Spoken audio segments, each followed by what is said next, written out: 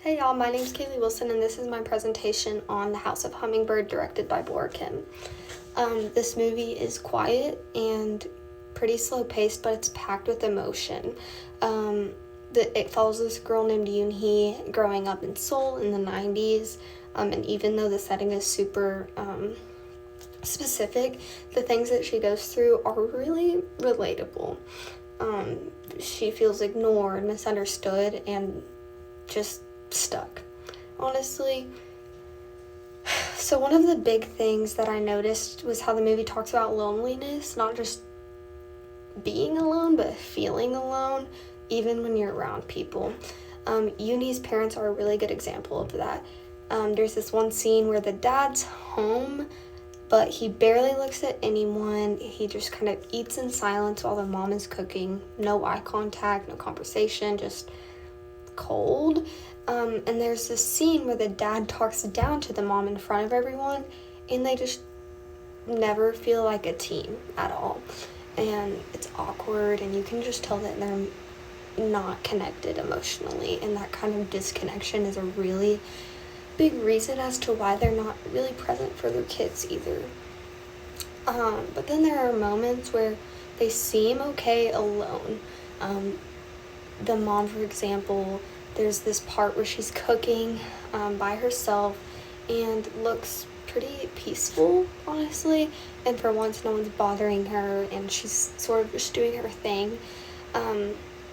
Another time she's chatting on the phone and seems like a completely different person, just calm and, like, dare I say, happy. But I think those are rare moments that she feels like herself, which is sad. And then the same thing with the dad. He's honestly awful most of the times, but there's these moments where he sort of chills out, watches TV, drinks alone, and looks fine. Not happy, but fine. Or at least not yelling or angry. And it's like he doesn't have to deal with other people, and he can sort of escape that pressure and just be. Another thing I thought was super important was all of the ear stuff that was going on. Early on, Yoonhee finds this lump behind her ear, and then later, her brother literally burst her eardrum. And that's not random. I think that is Bora Kim using these ear problems to show how Yoonhee's going through all of this emotional pain and no one's actually listening to her. She feels ignored and muted all of the time. And the ear thing also connects to other people. Her sister is expected to just kind of deal with stuff and be perfect. Her brother is clearly hurting and turns to violence instead of just talking to someone. Jiwon ghosts her with no explanation, and her friend Yuri kind of just disappears. Everyone's got stuff they're dealing with, but nobody's saying it out loud or talking to anyone. It's sort of just this whole world where no one hears each other out. Then the Songsu Bridge collapses, and that moment is really a turning point for Yoonhee. It's personal because she loses the one adult who actually saw her, which was her teacher, Miss Kim, and for her family, it's sort of a wake-up call, and it's like, hey, life is short, maybe let's actually care about each other a little bit. So there's just that small shift where they start acting less like robots and more like humans. So even though it's a tragedy, something positive does come from it. Speaking of Miss Kim, that relationship hit me the hardest, I think.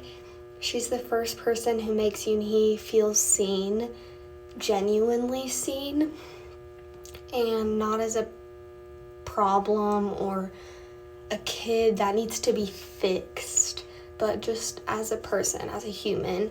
In one scene, she tells Yoonhee to write and believe in herself. In another, she just listens without trying to control the conversation.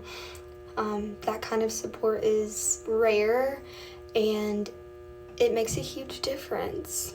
it reminded me that even one person taking the time to care about someone can totally change how they see themselves, which is insane.